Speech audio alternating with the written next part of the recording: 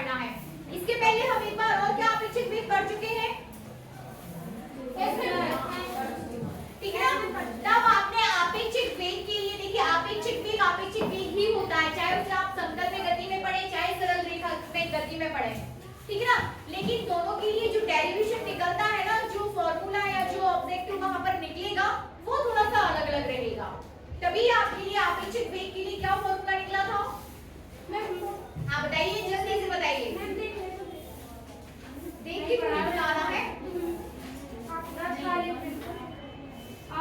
अपेक्षित वेग मध्यमाप की निरपेक्ष त्रुटि किसी भौतिक राशि के मध्यमाप से निष्पत्ति अपेक्षित त्रुटि कहते हैं। मध्यमाप से जो निष्पत्ति होती है उसे मध्यमाप। बैठिए, मैं अपेक्षित वेग पूछ रही हूँ, ठीक है ना। अपेक्षित वेग, तुलसी, अपेक्षित वेग सरल रेखा में गति, फॉर्मूला बताइए। सरल रेखा में गति में हम अपेक्षित वेग पढ़ चुके हैं, उसका फॉर्मूला क्या है? क्या आप लोग पहली बार अपेक्षित वेग सुन रहे हो? No ma'am. क्या है फॉर्मूला? बताइए, बताइए पारुल। v2 minus v1 बराबर del x2 minus v2 minus v1 अपेक्षित वेग क्या हो जाता है? बैठिए, v2 माइनस v1 कब? जबकि आप सरल रेखा में गति कर रहे हैं, ठीक है ना। अपेक्षित वेग फिर से देखिए यहाँ पर, बैठिए तुलसी, दो ऑब्जेक्ट एक साथ गति कर रहे हैं, डिफरेंट डिफरेंट कंडीशंस हो सकती है, एक ही रेखा में गति कर सकते हैं, एक दूसरे के साथ विपरीत रेखा में गति कर सकते हैं, ठीक है ना। तो अपेक्षित वेग के डिफरेंट डिफरेंट कंडीशंस भी आप पढ़ चुके हो, है कि नहीं। v2 माइनस v1 अपेक्षित वेग को प्रदर्शित करता है, एक वस्तु का वेग माइनस दूसरी वस्तु का वेग, ये अपेक्षित वेग को प्रदर्शित करता है, ठीक है ना। अब हमें किस में अपेक्षित वेग देखना है? समतल में गति, मतलब यदि कोई ऑब्जेक्ट समतल में गति कर रहा है तो उस स्थिति में अपेक्षित वेग क्या होगा, नोट करिए।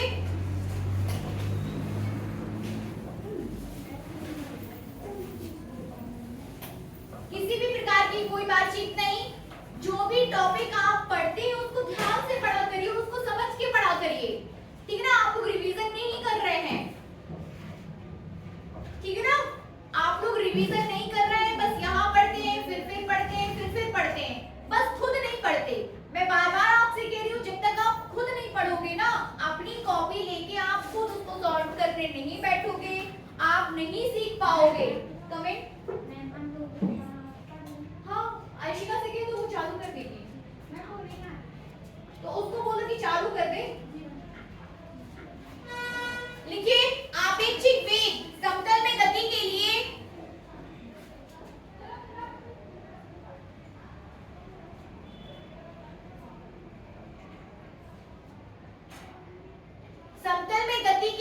वेग सदिश राशि है।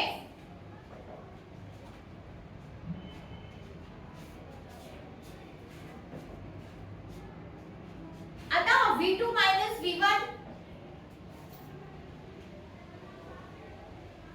अपेक्षित वेग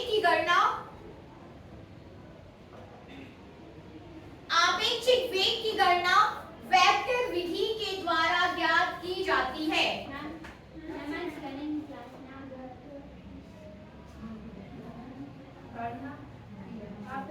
अपेक्षित वेग के द्वारा ज्ञात की जाती है। आयशिका चालू कर देना। v2 माइनस v1 की गणना की गणना जो है आप किसकी विधि द्वारा करोगे? वेक्टर विधि के द्वारा। देखिए, ये छोटा सा आपके पास कॉन्सेप्ट है कि अपेक्षित वेग क्या होता है। एक वस्तु का वेग माइनस दूसरी वस्तु का वेग अपेक्षित वेग है, लेकिन इसका लास्ट फॉर्मूला आप किस विधि के द्वारा निकालोगे? वेक्टर विधि के द्वारा, ठीक है ना। नोट करिए, अपेक्षित वेग की गणना वेक्टर विधि के द्वारा ज्ञात की जाती है। वेक्टर विधि के द्वारा ज्ञात की जाती है, जिसके अनुसार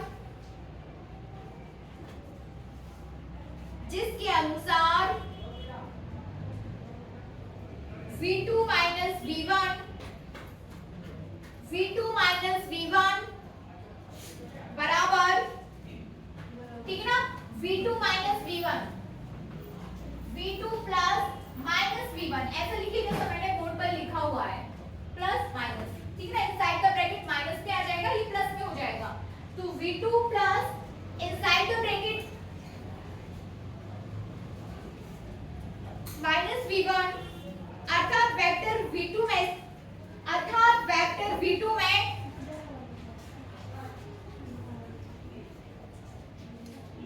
वेक्टर v2 में v1 का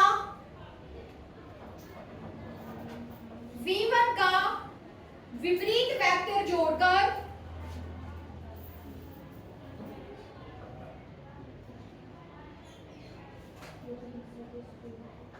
विपरीत वेक्टर जोड़कर उनका परिणामी वेक्टर v2 माइनस v1 के बराबर हो जाता है, उनका परिणामी वेक्टर v2 माइनस v1 के बराबर हो जाता है। आयुष थोड़ा बंद कर देना, मैं थोड़ा उनका चालू करूंगा, तो के वेग से आप माइनस कर दोगे तो आप आपेक्षिक वेग को पढ़ रहे हो, उस समय आप किसकी स्टडी कर रहे हो, आपेक्षिक वेग। हमें समतल में गति में आपेक्षिक वेग पढ़ना है, किसमें पढ़ना है, समतल में गति, क्योंकि वेग एक सदिश राशि है, ठीक है ना, वेग क्या है, सदिश राशि है, इसलिए v2 माइनस v1, मैंने आपको बताया था जब भी आप सदिश को आप साधारण विधि के द्वारा जोड़ना घटाना नहीं कर सकते, ठीक है ना, वेग क्या है, क्योंकि एक सदिश राशि है और सदिश राशियों का जोड़ना घटाना आप साधारण विधि के द्वारा नहीं कर पा रहे हो, क्योंकि आपेक्षिक वेग में आपको एक वेग से दूसरे वेग को क्या करना है, माइनस करना है, तो किस विधि के द्वारा करोगे, वेक्टर विधि के द्वारा या बीजगणितीय विधि के द्वारा आप इन्हें वेक्टर विधि के द्वारा आप इन्हें सॉल्व करोगे, ठीक है ना, एक वेग से दूसरे वेग को आपको माइनस करना है और वो घटाना आप वेक्टर विधि के द्वारा करोगे। इतनी बात क्लियर? अब आगे लिखिए, यदि वस्तु, लिखिए ना, यदि वस्तु A का वेग v1, इसे हम सॉल्व कर रहे हैं, ठीक है, यदि वस्तु A का वेग v1 तथा वस्तु B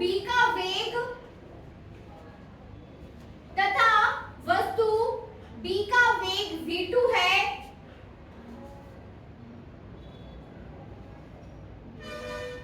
v का, लिख लिया, आपके पास दो वस्तु हैं, वस्तु A, वस्तु B, वस्तु A का वेग v1 तथा वस्तु B का वेग क्या है, v2, और इन दोनों के बीच का जो एंगल है, कोण है, वो कितना है, थीटा, लिखिए,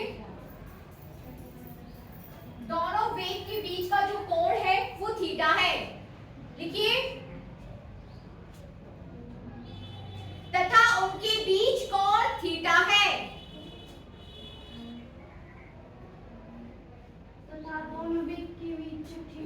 तथा उनके बीच कोण थीटा है, किनके बीच, वेग के बीच, ठीक है ना, किसके बीच, वेग के बीच, कोण कितना है, थीटा।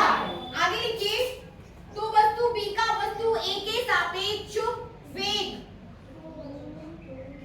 तो वस्तु B का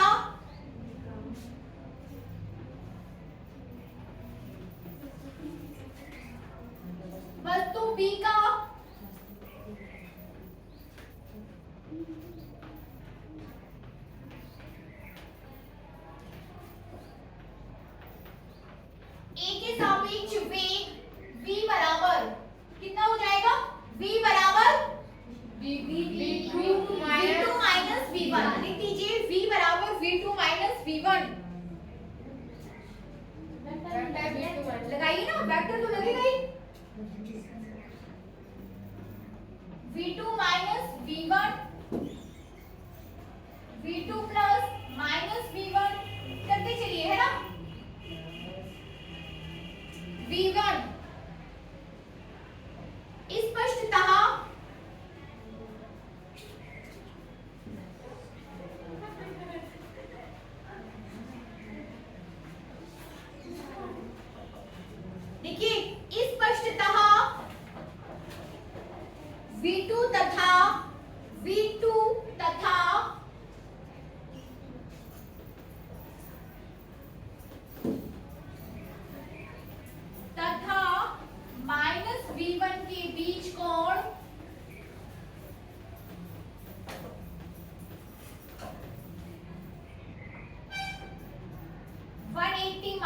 थीटा होगा। कितना होगा? 180 माइनस थीटा। V2 तथा V1 के बीच कोण कितना हो जाएगा? 180 माइनस थीटा। 180 माइनस थीटा समझ रहे हैं ना? ठीक है ना? कैसे? क्योंकि मैम वो एक सरल रेखा में गति कर रही है। सरल एक सरल रेखा में हम एक साथ से सरल रेखा में नहीं कर रही ना, समतल में गति कर रही है, इसलिए 180 माइनस थीटा। ठीक है ना? वस्तु जो है सरल रेखा में गति नहीं कर रही, आपकी वस्तु समतल में गति कर रही है, इसलिए 180 माइनस थीटा। यदि सरल रेखा में गति कर रही होती तो 180। आपको डिपेंड करता है दिशाओं पर कि यदि दिशाएं एक बराबर है, एक ही साइड है, तो आपकी क्या हो जाएगी? आइए मैम। जय Hind ma'am. Thank you ma'am. 20 बच्चे ही हैं मैम, बच्चों ने, हाँ 20 बच्चों ने साइंस लिया हुआ है, तो यहाँ मैथ्स प्लस बायो है, 10 बच्चे मैथ्स में है, 10 बायो में, मतलब 2 नहीं है, बाकी पूरे आ रहे हैं, बच्चे आते हैं, कोई परेशानी ना हो तो बच्चे प्रेजेंट रहते हैं। तुम्हारे यहाँ तो अच्छे बच्चों को साइंस लेना चाहिए बेटा, डर तो नहीं होंगे ना, अच्छे रहते हैं। बालिकाओं से तो हमें विशेष वो है कि आपसे ही अपेक्षाएं जिसको होती है, सारा जो नीचे से ऊपर तक का आगे बढ़ने के लिए होता है वो बालिका ही कर सकती है। ठीक है? आप अपने परिवार को आगे जाके आप कोई जॉब करेंगी, आगे जाके आप गृहस्थी को संभालेंगी, तो इसमें पूरा हाथ हम होगा। हम कितने अच्छे से क्या काम कर सकते हैं वो डिपेंड करता है। तो इसीलिए बहुत खुशी है मुझे कि मैं बालिका स्कूल में, कन्या स्कूल में, अभी बॉयज में थी इसके पहले, और लेकिन मैं चाहूँगी कि आप लोग अच्छे से पढ़े करके 20 में से 20 फर्स्ट डिवीजन आए और वैसे मेरिट में भी आए। पढ़ाती है, आर्ट्स फैकल्टी में भी बोल के आए हैं कि आप लोगों को पढ़ना है और एक उद्देश्य बना के पढ़ना है। हमेशा किसी भी काम को करने के लिए उद्देश्य जरूर होना चाहिए, और जब हम उद्देश्य बनाते हैं तो उसको पूरा करने, कैसे पूरा करेंगे, ये एक योजना होना चाहिए। योजना बनाओ कि हम इसको कैसे पूरा कर सकते हैं। ठीक है? और तीसरी बात होती है हम कर सकते हैं, हम कर सकते हैं, हम कर सकते हैं। ये नहीं है कि अरे हमको कमजोर, कहीं से कमजोर कोई नहीं होता। बुद्धि ईश्वर सबको देते हैं, ये जो दिमाग है वो सबको दिया है, उसको हम कहाँ लगा रहे हैं ये बात डिपेंड करती है। बस हम हमेशा अपने वहाँ के विद्यालय में या हम पूर्व विद्यालय में लेक्चरर रहे जब भी यही बताते थे कि एक चोर भी दिमाग लगाता है तब वो चोरी करता है, क्योंकि दिमाग तो है, दिमाग लगाना पड़ता है, लेकिन वो सही जगह नहीं लगाना। तो बुद्धि सबको भगवान दिए हुए हैं, कोई में कमी नहीं होती, कोई कमजोर नहीं होता, कोई फर्स्ट सेकंड थर्ड से ये नहीं माना जाता है कि वो कमजोर है, वो दूसरे क्षेत्र में आगे होता है ना। तो आपको अभी यही बुक लेना।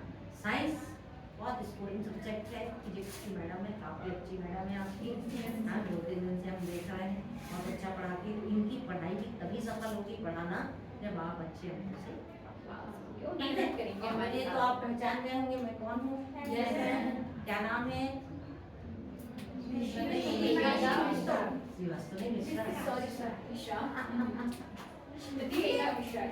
हमने यहाँ इसी स्कूल से फिर 5वीं क्लास की परीक्षा की एग्जाम, हमने आते साथ ही कहा सर लोगों से कि मैं तो 5वीं में यहाँ परीक्षा देने आई हूँ, मुझे याद है किस स्थान पर बैठे थे यहाँ पर ही मैं बोर्ड की परीक्षा, बहुत छोटे से थे मैडम, मैं बहुत जल्दी पढ़ाई नहीं, साल से और कोई हो गए, तो तब हमने दी है। तो ये स्थान हमारे बोर्ड, जो पहली बोर्ड परीक्षा होती थी और उस समय 5वीं बोर्ड मतलब बहुत हम लोगों के लिए बड़ी बात हुआ करती थी कि बोर्ड परीक्षा है, एक दहशत डर और पढ़ाई जो होती थी। ठीक है? तो वो चीज़ अपन को रखना चाहिए पढ़ाई में, एक डर की पढ़ाई। ठीक है? इसका रीजन क्या है डर की पढ़ाई करना? आप पढ़ोगे, है ना? अब मैडम से डर रहेगा यदि आपका तो आप पढ़ोगे, बाकी अपनापन भी है, ठीक है, इससे भी होता है, लेकिन डर भी होता है। तो ज्यादा नहीं है, 20 में से 20 फर्स्ट डिवीजन और मेरिट। आज देख लो, हाथ खड़ा करो, कौन कौन मेरिट में आया? कौन आएगा? हाँ, सब आएंगे। गुड, ताली बजाओ सबके लिए। ठीक है, सबको आना है ना? Yes, ma'am. आज से ही योजना बना लीजिए। आप 2-3 साल के पेपर रख लीजिए, आज ही कुछ पेपर्स दिए गए हैं ना? है ना? और आप एक ऐसी कॉपी बनाइए जिसमें सिलेक्टेड क्वेश्चन आपको आंसर स्वयं लिखना, ढूंढ के, गाइडों से नहीं। टेक्स्ट बुक होगी आप लोगों के पास, है ना? ढूंढ के जो नहीं समझ में आ रहा उनमें से मैडम से शुरुआत करो। इकाई 1 से शुरुआत करो आप। इकाई 1 के जो पहले शुरू के जो प्रश्न आते हैं, कितने नंबर के आते हैं, उस तरीके से। और तैयारी हम भी कराएंगे आप, ठीक है? मुझे बहुत खुशी होगी क्योंकि हम मान के चलते, मेरी भी 2 बेटियां हैं, हमने उनको खूब आगे बढ़ाया, ठीक? वो भी 12th में CBSE में टॉप करी थी। तो ये चीजें हमें बहुत अच्छी देखो, लड़का हो चाहे लड़की हो, पढ़ना तो सबको चाहिए, लेकिन हम गर्ल्स स्कूल में है, हम प्राथमिकता आपको दे रहे हैं कि भाई आप आगे बढ़ेंगे तो मुझे बहुत खुशी होगी, ठीक है? अब आज दिनांक डाल लीजिए, मेरी बात को अंदर हृदय में रखिए, मन में रखिए कि मैडम ने कहा था कि मेरिट में आना है। हम रहें चाहे ना रहें, आपको मेरिट में आना है, ठीक है? गुड। ये साइंस 11 है ना? ये साइंस लेना है, वहाँ पर साइंस 12 में। और पंजाब की बात करते हैं। क्या हुआ? मैम को ये योजना के बारे में सर कह रहे थे कि मैम से पूछ लेना। ठीक है, पूछ लेना अभी, क्योंकि उसके लिए आपको अलग से दिया जाएगा, फिर हमारी ऑर्डिनरी बच जाएगी, ठीक है ना? तो यशस्वी योजना जो है मैं आपको सर्च करके बता दूंगी कि कैसे करते हैं, कैसे नहीं करते हैं, कैसे अप्लाई किया जाता है, किन के लिए है, किस एज के बच्चों के लिए और कौन से विद्यालय के बच्चे उसमें जाके पार्टिसिपेट कर सकते हैं, अपना फॉर्म फिलअप कर सकते हैं, ठीक है? क्या डेट है? परसों, तो आज में ही ये काम कर लेंगे।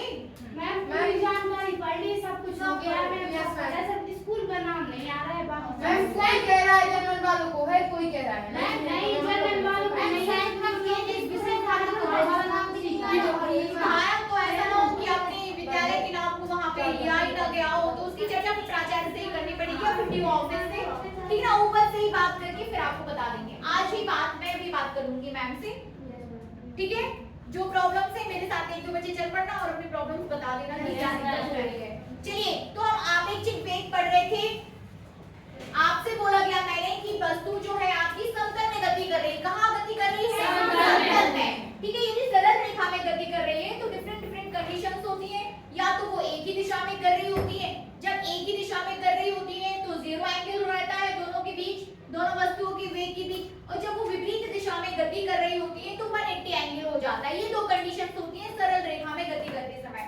बट वस्तु अब आपकी कहाँ गति कर रही है? समतल में, ठीक ना? कहाँ गति कर रही है? समतल में। तब एंगल कितना हो जाएगा? 180 माइनस थीटा।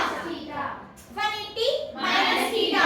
याद रखिए हमेशा कि कब 180 होता है, कब 0 हो जाता है और कब 180 माइनस थीटा रहेगा, ठीक ना? 3 एंगल्स बन रहे हैं आपके, कौन कौन से? एक तो 0, 180 माइनस थीटा। ये तीनों ही एंगल्स आपको याद रखना है कि किन कंडीशंस में 0 बनेगा, किन कंडीशंस में 180 रहेगा और किन कंडीशंस में 180 माइनस थीटा। 0 कब रहेगा? जब वस्तु सरल रेखा में, जब 2 वस्तुएं सरल रेखा में गति कर रही हैं और दोनों की डायरेक्शंस एक ही डायरेक्शंस में गति कर रही हैं सरल रेखा में, ठीक है ना? तब कितना बनेगा? 0 आएगा। जब वस्तु सरल रेखा में गति कर रही है बट डायरेक्शंस क्या है? एक दूसरे के साथ विपरीत, अपोजिट डायरेक्शन में, एक इस साइड जा रहा है तो दूसरा इस साइड, तब कितना एंगल बनेगा? दोनों वस्तुओं के वेग के बीच 180, ठीक ना? और जब वस्तु समतल में गति कर रही है, कहां पर गति कर रही है? समतल में। It means x y y z z x plane में, ठीक है ना? कहां गति कर रही है? 2 वस्तुएं समतल में। तब ऐसी स्थिति में अब वो एक रेखा में नहीं है, ठीक है ना? ऐसी स्थिति में वस्तुएं जो है एक रेखा में गति ना कर किसी भी डायरेक्शन में गति कर रही हैं, ठीक है ना? तब वस्तुओं के वेग के बीच जो एंगल हो जाएगा वो कितना हो जाएगा? 180 माइनस थीटा। समझ रहे ना? देखिए समझ लीजिए, ये आपके पास पूरा 180 का एंगल गति कर रही है, दोनों वस्तुओं के बीच एंगल है, तो ये 180 माइनस थीटा हो जाता है। यहाँ पर कितना हो जाता है? 180 माइनस थीटा। समझ रहे ना कि 180 माइनस थीटा एंगल कितना होगा? ठीक है ना। आगे लिखिए, अतः आपेक्षिक वेग v का परिमाण, अतः आपेक्षिक वेग v का परिमाण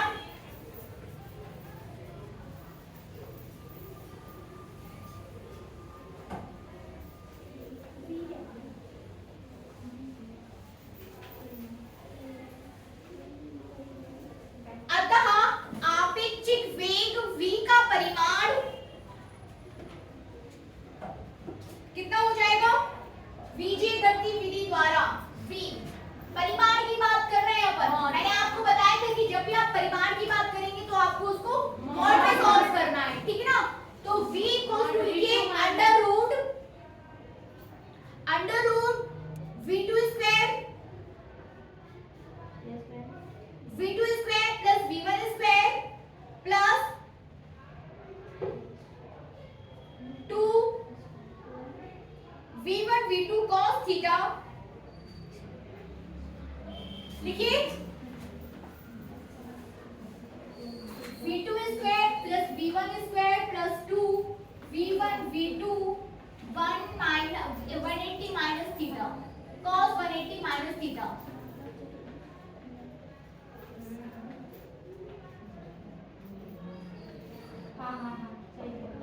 ठीक है ना। ये हो जाएगा आपके पास क्या? परिणामी आपेक्षिक वेग।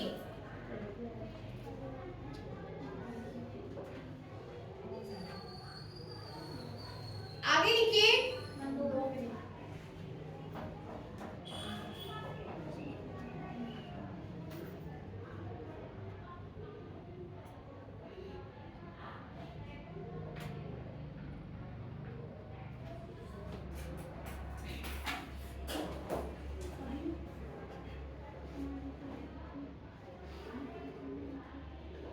हो गया? देखिए आगे हो जाएगा, इसको आगे सॉल्व करिए। चूंकि cos 180 minus theta equals to minus cos theta, है ना, होता है ना। तब v इक्वल्स टू आ जाएगा आपके पास under root v2 square plus v1 square minus 2 v1 v2 cos theta. ठीक है ना। cos 180 की जगह हमने कितना लिख लिया? 180 माइनस थीटा की जगह माइनस cos थीटा। तो आपका ये यहाँ पर इसके साथ जो कि इंटू में, इसलिए ये माइनस में हो जाएगा और ये हो जाएगा 2v1 v2 cos थीटा। ठीक है ना। ये फाइनल आपके पास इक्वेशन रहेगा किसके लिए? समतल में गति कर रही वस्तु के आपेक्षिक वेग के लिए। ठीक है ना। अब थीटा पे डिपेंड करेगा कि दोनों के बीच एंगल कितना है। थीटा की डिफरेंट वैल्यूज के लिए आप दो वस्तुओं के बीच वेग निकाल सकते हो। समझ आ रहा है ना। थीटा की डिफरेंट मान के लिए, विभिन्न मानों के लिए, जैसे थीटा 90, जैसे थीटा 60, जैसे थीटा 45, तो थीटा का मान आप वहां पर वैल्यू करोगे और आपेक्षिक वेग वहां पर निकाल दोगे। बनेगा ना? Yes ma'am. लिखिए विशेष परिस्थितियां, स्पेशल केसेस। विशेष परिस्थितियां, हाँ इसी में, हाँ हेडिंग डाल दीजिए, विशेष परिस्थितियां। स्पेशल केसेस क्या? Special conditions.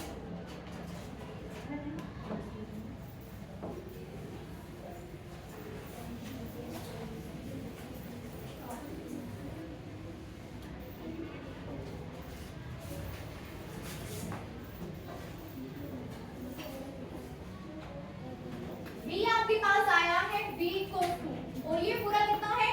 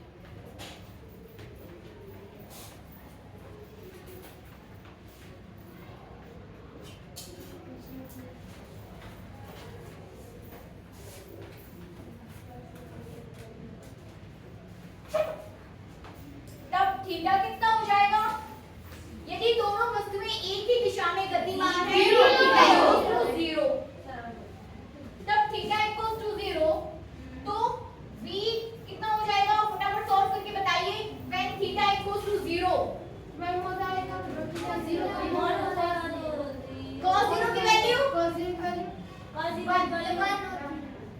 equals to 1. Solve कर दीजिए उसको और बताइए फाइनल कितना मिल रहा है आपको?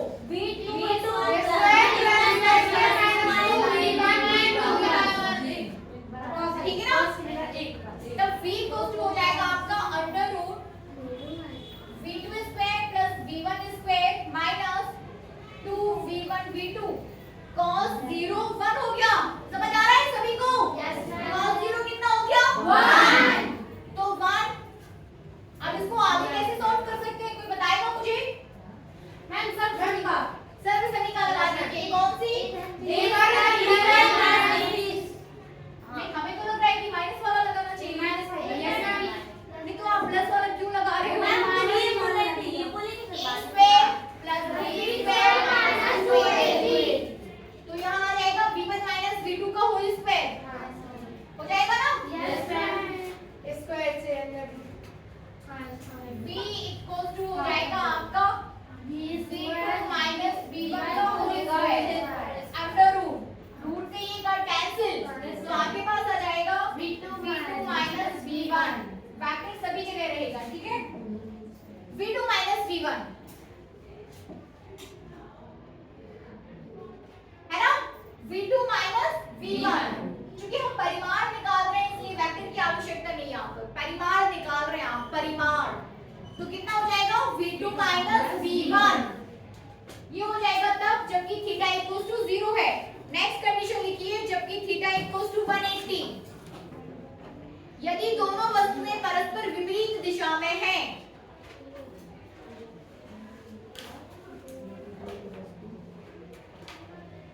यदि दोनों वस्तुएं परस्पर विपरीत दिशा में हैं, तब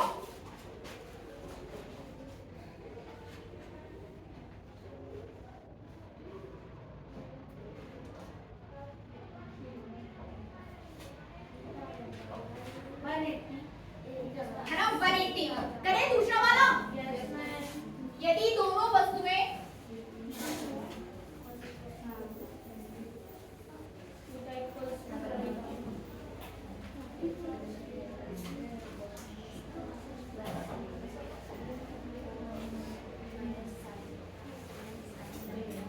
बातचीत नहीं, यदि दोनों वस्तुएं परस्पर विपरीत दिशा में, कहाँ है?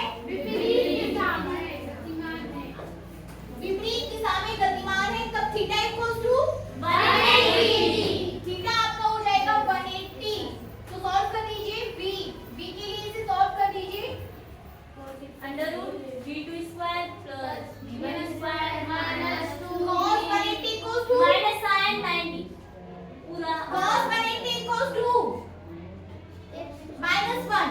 याद कर लीजिए cos 180 -1। डायरेक्ट वैल्यू रखना है ना? sin 90 रख दीजिए इसमें। Ma'am 1 no ma'am 1 sin of the cos 180 -1 होता है v2 square plus v1 square minus minus क्या हो जाएगा? प्लस। समझ आ रहा है पीछे? तो ये हो जाएगा प्लस 2v1 v2 माइनस का माइनस प्लस हो जाएगा। माइनस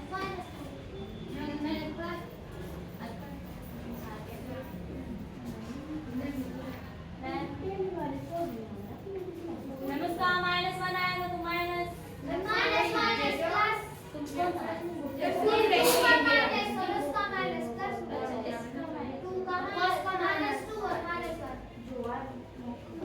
ठीक है ना? फटाफट करिए,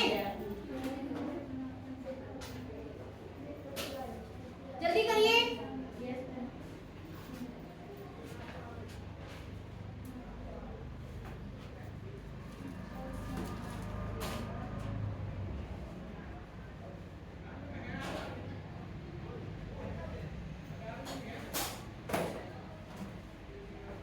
हो गया?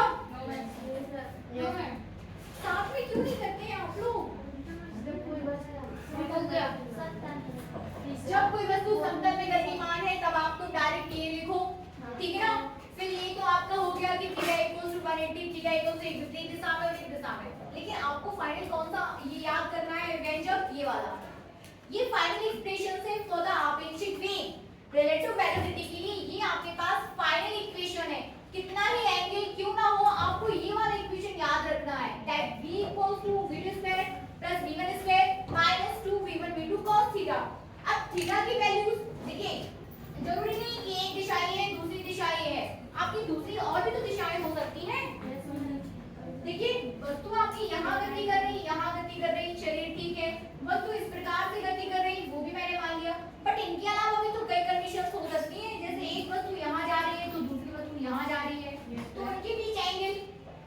कभी 45 भी हो सकता है, जरूरी नहीं है कि 0 और 180 ही हो। इसलिए आपको एक स्टैंडर्ड यहाँ पे एक्सप्रेशन दे दिया गया है थीटा के साथ। थीटा की डिफरेंट वैल्यू के लिए आप उसको आपेक्षिक वेग के लिए सॉल्व कर सकते हो। बात क्लियर हो रही है ना? Yes ma'am. हो रही है कि नहीं? Yes, ma'am. थीटा की डिफरेंट वैल्यूज के लिए आप उसे सॉल्व कर सकते हो। फॉर 45, फॉर 60, फॉर 90, फॉर 30, 32, 35, है कि नहीं? बनेगा? चलिए अब नेक्स्ट हेडिंग लीजिए, एक समतल में सदिश का वियोजन, इसके आयताकार अवयव। एक समतल में सदिश का वियोजन क्या करना है आपको? मैम इसी में स्पेशल केस में ये नहीं अलग हेडिंग है। स्पेशल दो है स्पेशलाइजेशन, बाकी तो फिर आप थीटा रख के इसको सॉल्व कर सकते हो। एक समतल में सदिश का वियोजन तथा इसके आयताकार अवयव।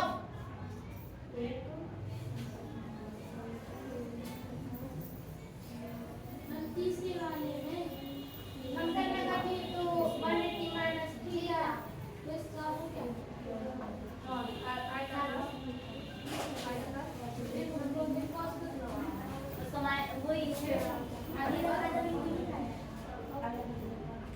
एक समतल में सदिश का वियोजन।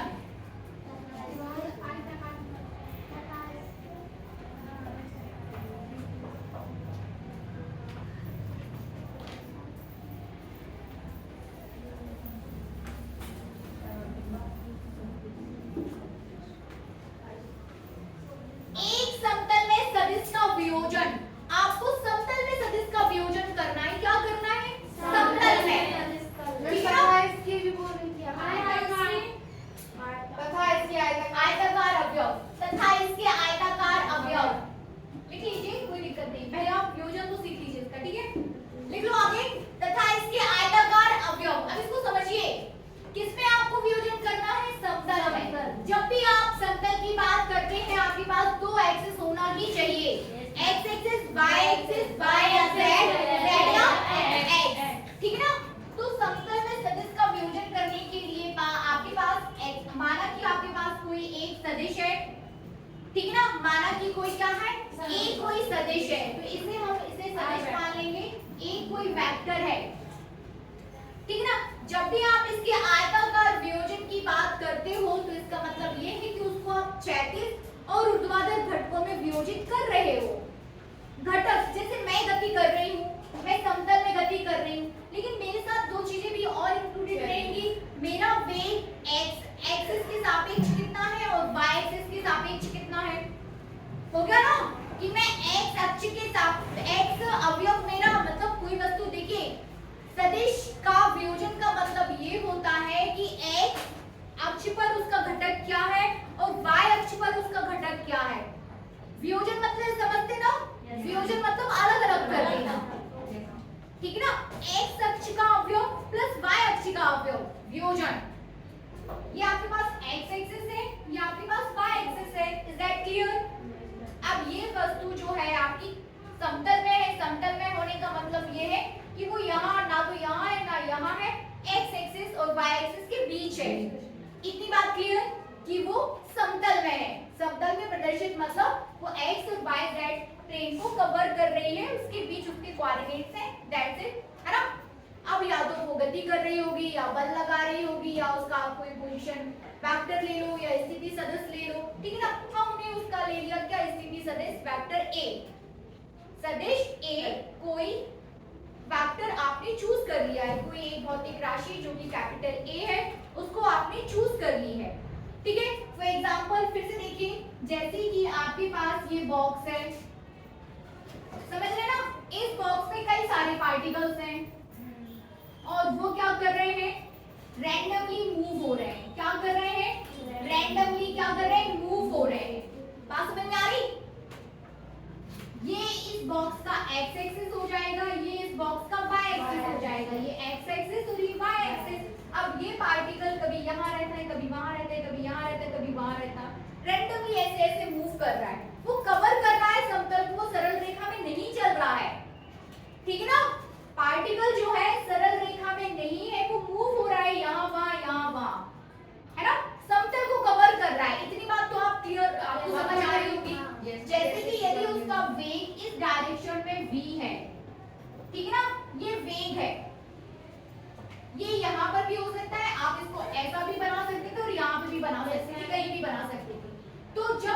पार्टिकल किसी समतल में गति कर रहा हो या समतल में उसका कोई भी सदिश हो, उसका कोई भी आप उसका वेग सदिश ले लो।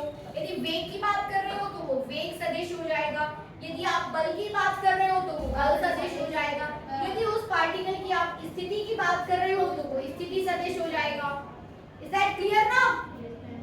तो आपको क्या करना है, ये पार्टिकल रैंडमली मूव हो रहा है यहाँ वहाँ। अब आपसे बात की जाती है कि उसका x घटक क्या है या y घटक क्या है, ठीक है ना?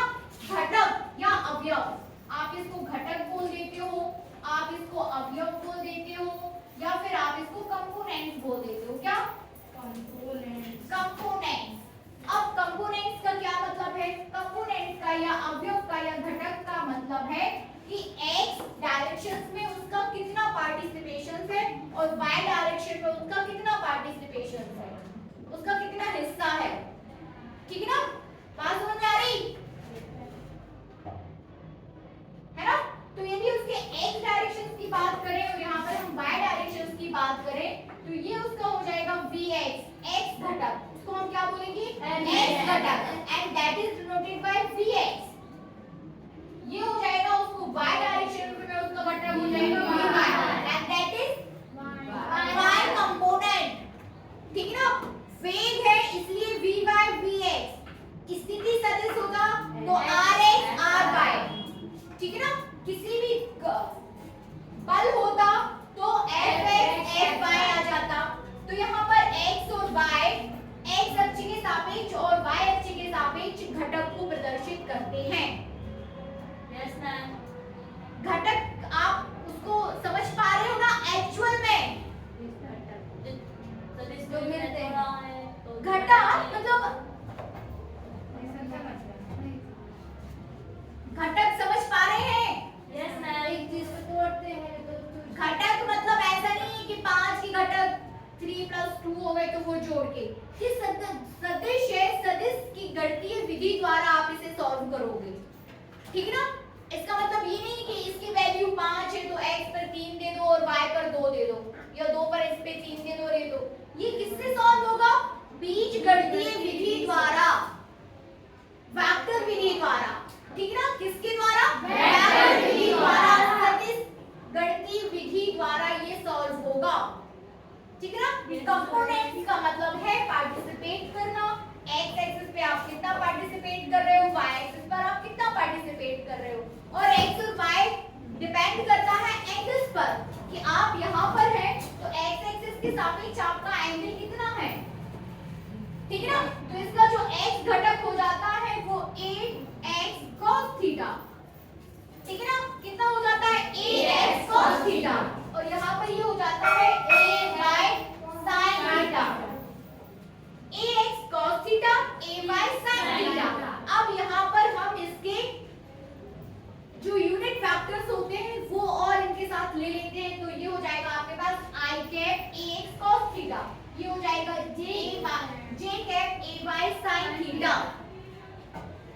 ठीक है ना? तो ये इसके x और y घटक हो गए।